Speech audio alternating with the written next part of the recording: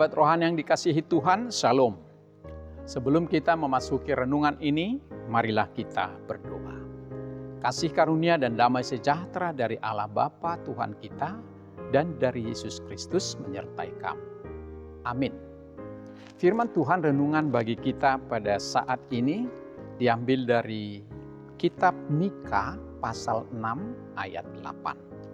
Demikian dikatakan, "Hai manusia, telah diberitahukan kepadamu apa yang baik, dan apakah yang dituntut Tuhan daripadamu, selain berlaku adil, mencintai kesetiaan, dan hidup dengan rendah hati di hadapan Allahmu." Demikian firman Tuhan. Tema yang kita ambil, Allah menuntut umatnya berlaku adil dan mencintai kesetiaan. Sahabat rohani yang dikasihi Tuhan Yesus Kristus, pada akhir tahun 2004 ya, dan di awal tahun 2005, dunia dilanda serangkaian bencana alam. Di awal tahun 2022, kita mengalami pandemi COVID yang tidak pernah kita bayangkan sebelumnya, dan dampaknya sangat mengerikan ke seluruh dunia. Yang pada akhirnya tahun 2025 dan awal tahun 2026, kita juga mengalami bencana alam yang menimbulkan kepedihan, dan mungkin ada hal-hal yang mengerikan yang akan kita alami juga di masa depan. Kita melihat krisis global, yaitu perang antara Amerika, Israel, dan Iran. Apakah ini merupakan tanda bahwa akhir zaman sudah semakin dekat? Ini merupakan bukti dari pembiaran Allah akan peristiwa yang terjadi, dan mungkin juga adalah sebagai peringatan atau hukuman atas dosa kesombongan manusia. Atau apakah ini sekedar pergolakan dari kekuatan alam yang semakin marah kepada manusia karena manusia sewenang-wenang memperlakukannya? Tidak ada yang tahu jawabannya, tetapi kita perlu melihat secara holistik dari sudut pandangan yang lebih luas dan dari segala arah. Sahabat rohani yang dikasihi Tuhan Yesus, sudah berabad-abad kejadian seperti ini terjadi berulang-ulang. Manusia berulang kali melakukan perbuatan yang menimbulkan penderitaan dan saling menghancurkan antara satu dengan yang lain. Dari manusia pertama, sifat ini sudah bertumbuh. Kita ingat peristiwa jatuhnya Roma pada tahun 445. Digambarkan seorang pemimpin gereja. Ia tuliskan demikian. Saat itu rakyat tidak percaya lagi akan masa depan. Masa depan mereka sudah suram.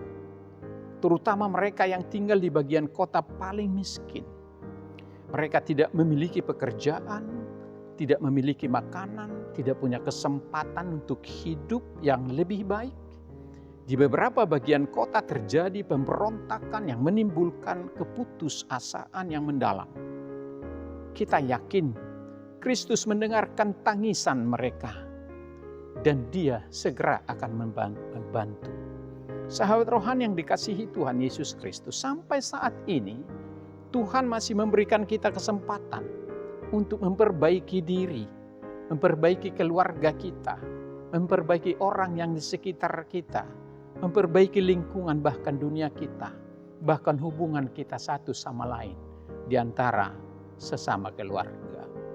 Tetapi bagaimana kita dapat untuk memperbaikinya?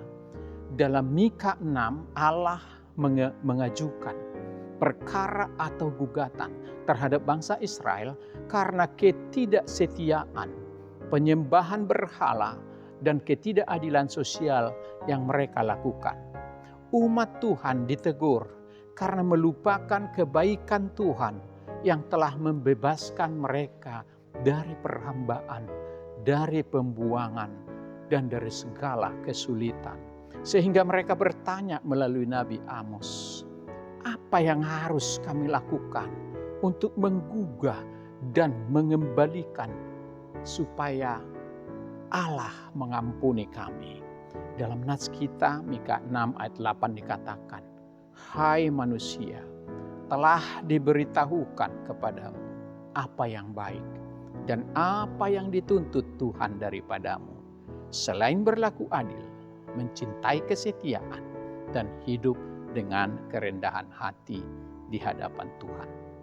Nabi Amos menegaskan bahwa ada tuntutan Tuhan dari manusia, bukan sekedar beragama, tapi berlaku seperti umat beragama.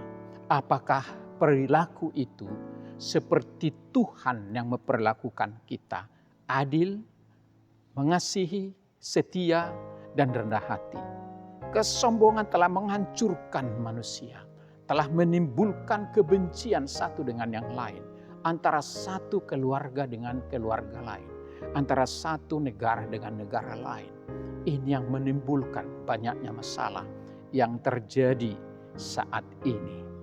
Dan tuntutan Tuhan tetap sama seperti dulu, supaya kita berlaku adil, mencintai kesetiaan, dan hidup dalam kerendahan hati.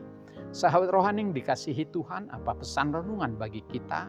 Tema kita, Allah menuntut kita berlaku adil, mencintai kesetiaan, dan hidup dalam kerendahan hati. Sadar atau tidak, kita dalam hidup ini selalu menuntut banyak hal dari Tuhan. Tetapi ketika Tuhan menuntut kita, sedikit hal atau sesuatu hal kita sulit memberikannya. Kita itu manusia yang selalu egois. Ketika kita perlu, maunya Tuhan langsung menjawab, tapi ketika Tuhan membutuhkan Anda bahkan susah memberikannya. Inilah persoalannya. Saat ini kita kembali diingatkan bahwa hubungan kita dengan Tuhan bukanlah hubungan transaksional satu arah, melainkan relasi dan tanggung jawab dua belah pihak. Hidup adalah tentang memenuhi tanggung jawab kepada Tuhan, bukan hanya menjadikan Tuhan alat untuk mewujudkan keinginan kita semata. Tuhan berhak menuntut kita. Ia telah memberikan segalanya. Ia berhak menuntut kita untuk hidup sesuai kehendaknya, berlaku adil, mencintai kesetiaan, dan hidup dengan rendah hati. Sehingga dalam dunia ini, orang percaya harus menggunakan potensi ini untuk berjuang dan tetap hidup sebagai orang yang disenangi oleh Tuhan.